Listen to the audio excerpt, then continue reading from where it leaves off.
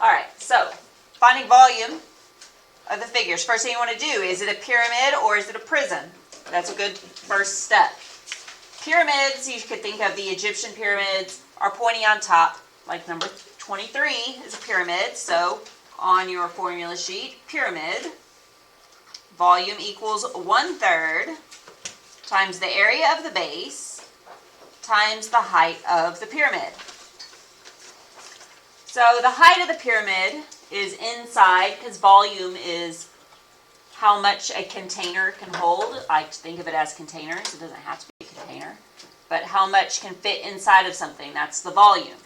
The height is inside because that's where you put stuff. So this 5 centimeters is the height of the pyramid. So that's going to be this H on the outside is 5 centimeters. And this 1/3 is not going to change. So all we need now is the area of the base. So you have to identify which formula you're going to use to calculate the area of the base. And you decide that based on the shape of the base. I can see that since a pyramid has triangular sides, I know that the base is this rectangle. And on the board is formula for area of a rectangle is length times width. So length times width is the formula for area of the base. Doesn't matter which one's length and which one's width. So 6 centimeters times 3 centimeters gives me 18 centimeters squared. So the area of the base is 18 centimeters squared. And then the last step is just to calculate it all. So I could do 18 times 5. And then divide it by 3, because I need 1/3 of 18 times 5. So that's 1/3 of 90, so it's 30. So the volume of the pyramid is 30 centimeters cubed, because it's volume. We have 3 sets of centimeters, so it's to the 3rd power.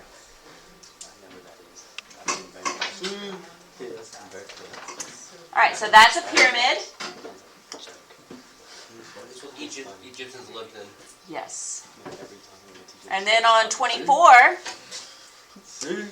what is the shape? What is this figure? A trapezoidal prism, right? It's a prism. No pointy end. It's a prism.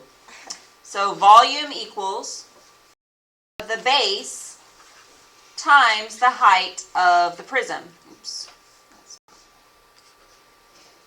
All right. So we need to identify the base. A prism has 2 bases. So a shape that there's 2 of, and a prism always has rectangular sides. So the base does not have to be on the bottom. The base can be anywhere. It depends on which direction you rotate the figure. So in this case, it's a rectangle on the bottom, and a rectangle on the side, and a rectangle on top, rectangle on the other side. Those are the sides. The front is a trapezoid, and the back is a trapezoid. So there's 2 trapezoids. So that means the trapezoids are the bases. So area of the base is going to be the area of a trapezoid, which is 1/2 times the height of the trapezoid times B1 plus B2, the sum of the bases of the trapezoid. All right, so I need a height for volume and a height for area of the base. So volume height is the distance between the 2 bases. So here's the trapezoid, and there's another trapezoid in the back. The distance between the 2 bases is this 8 inches. That's the height of the prism. So this 8 inches is the height of the prism. And the height of the trapezoid is just looking only at the blue trapezoid. What's perpendicular to the bases, perpendicular to the parallel pieces, that's the height of the trapezoid. So this is a different height 4.3.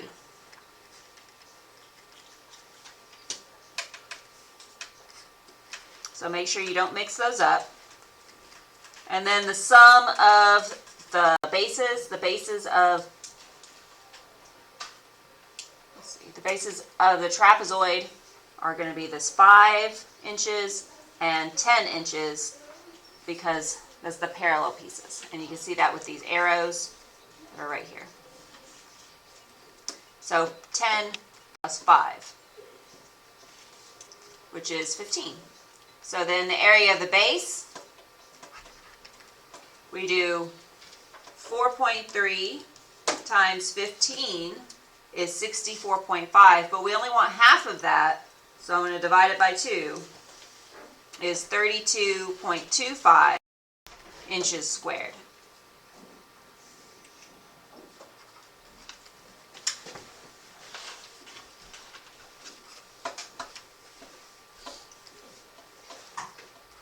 So then the volume is, we take that 32.25 and multiply it times 8, and we get 258. And these are inches to the third power, because there's 3 sets of inches. 3 dimensions to the figure. Alright, so that was a prism with a trapezoid base. And then we have another prism for number 25, but this base is a different shape, so it starts as the same formula. Volume equals area of the base times the height of the prism. And so we can have to identify the base. So rectangular sides going around, the top and the bottom are the bases. So we can see we have 5 sides. A 5-sided figure is a pentagon.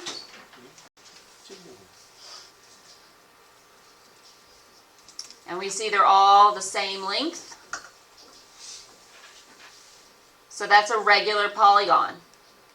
So we use area of the base of a regular polygon. That formula is on the board.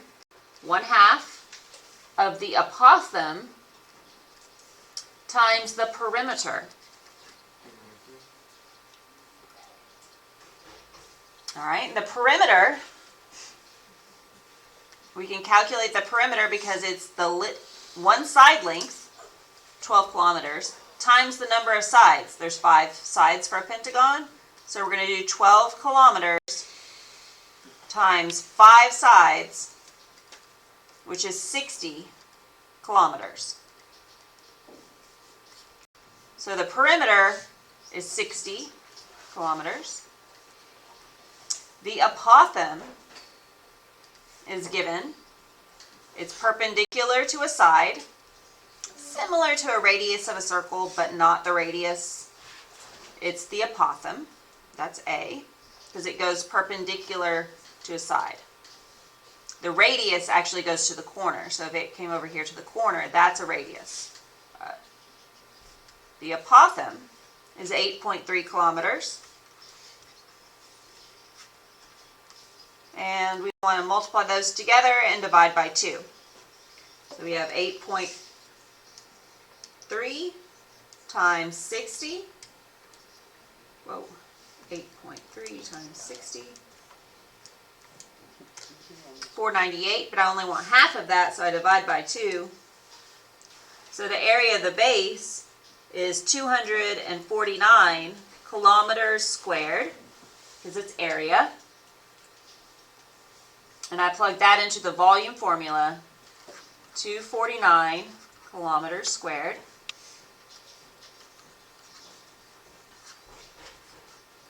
And I need to multiply it by the height.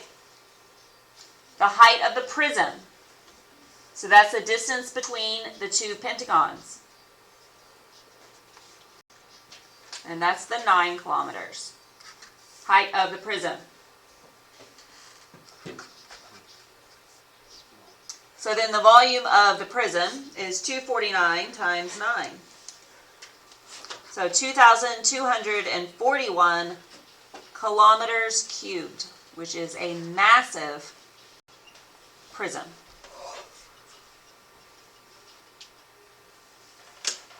I have no idea what that would be. I guess some sort of gigantic building.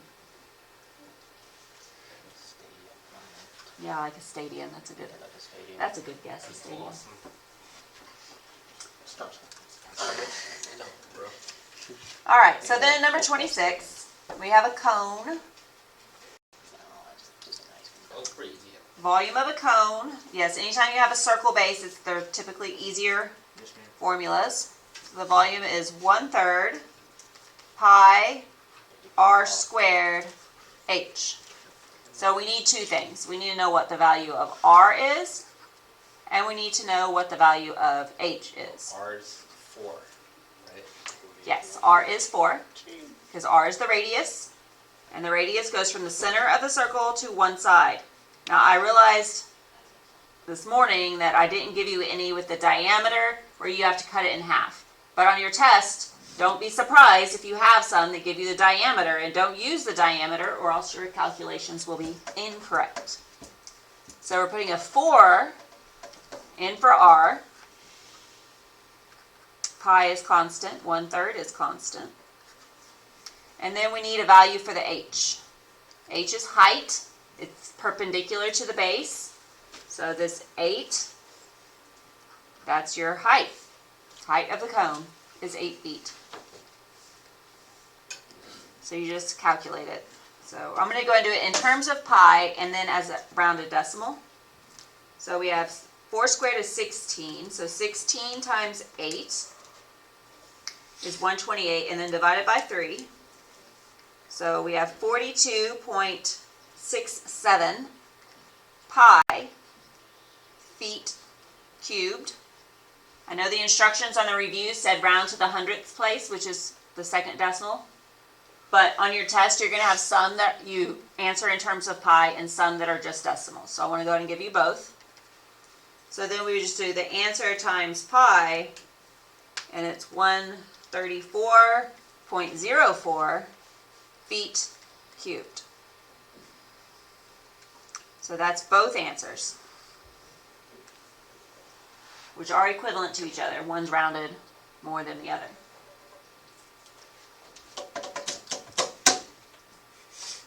All right, so then we have a cylinder next.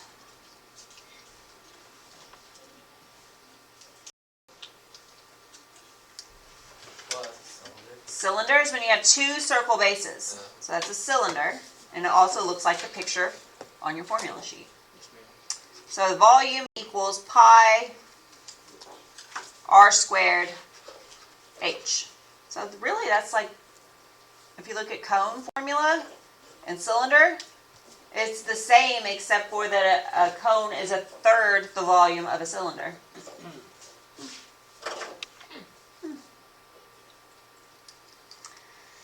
We still need r, and r is from the middle out is the radius 10.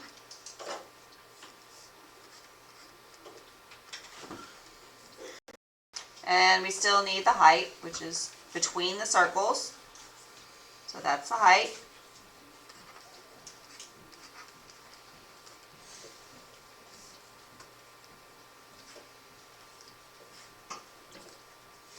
Sorry, I messed that up. 8 centimeters.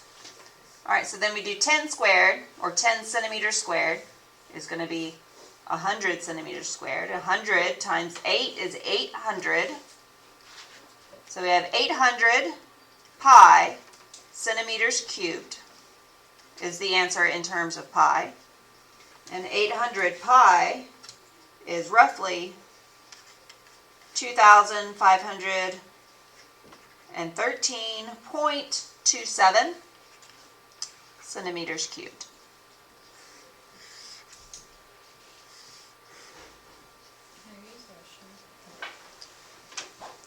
All right, so the last calculation problem is a sphere. A sphere is a ball. There's no base to a sphere. The circle. In order to have a base, you would have to break it in half into 2 hemispheres, and then you would see the great circle that makes up the base of the hemisphere. All right, so we have the volume is 4/3 pi r cubed. So all you need for this one is the radius, which you are given still. That's the radius. It's 4.2 yards.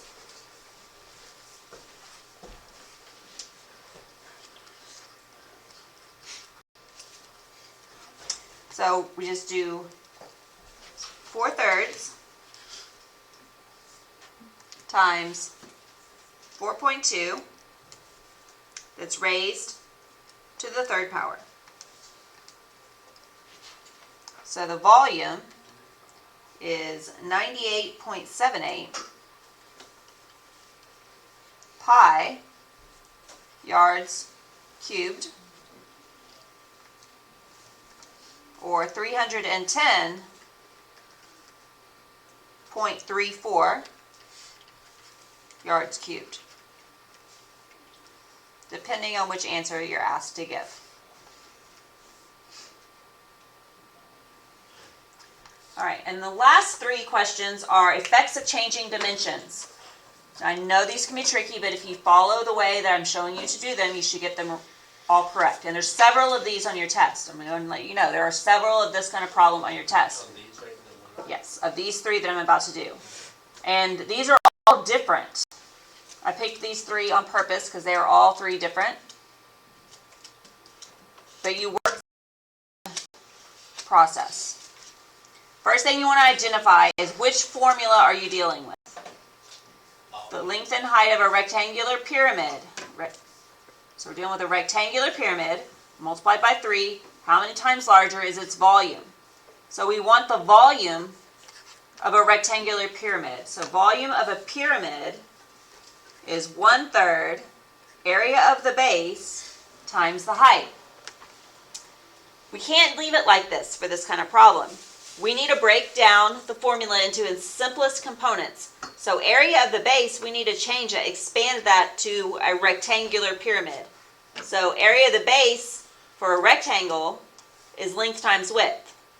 So we're going to write this as 1/3 length times width. I'm going to change this a little bit.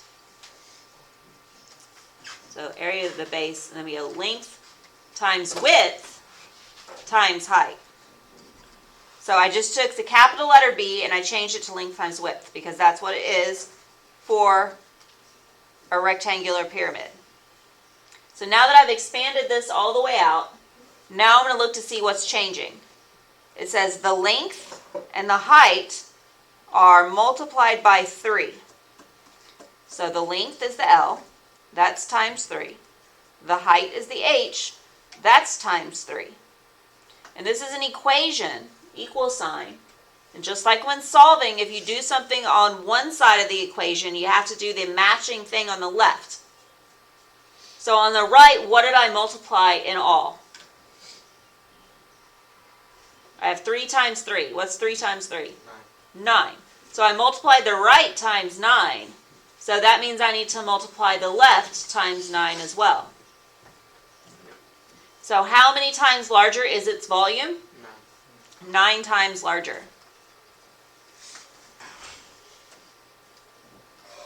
So when you do it this way, it's pretty easy to figure it out. But they don't all change exactly the same. You have to pay attention to what's happening. And you have to have the formula broken down into its basic pieces. So now let's look at number 30. Again, we have the radius of a cylinder is doubled. How many times larger is its volume? So we want volume of a cylinder. Volume of a cylinder is pi r squared h. Remember, we want everything into a single component. This is r squared. So we're going to change that to volume equals pi radius height. It means the same thing, but now we can see all of its pieces. So we can see how it's changed. If the radius is doubled, so only the radius is being doubled, but every time you see r, you're going to double it. So it's one thing times 2, and then there's another one times 2. So that means on the right side, we multiply the formula by times 4. So on the left side, we also have to multiply times 4. So even though one component was changed, because that component appears 2 times, we changed 2 pieces. So how many times larger is the volume? 4 times larger. Because radius appears twice in the formula. If it was the height that had been doubled and not the radius, it would only change by times 2, because h only appears once. All right, so then the last one, we have a cone. And we're talking about the volume, so we want volume of the cone, which is 1/3 pi r squared h. Again, we have a r squared, so we're going to write it as volume equals 1/3 pi r h. So we split everything up individually. The height of a cone is multiplied by 4. What is the effect on its volume?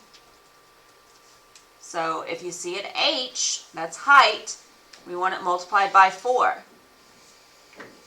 So we only changed it by multiplying by 4. It only appeared once. So that means on the left, to keep it balanced and equal, we're going to multiply the volume by 4. So what's the effect on its volume? Volume is 4 times larger. Or you could write it however it makes sense to you. There's a lot of different ways you could word that same statement. And that's everything that's going to be on the test.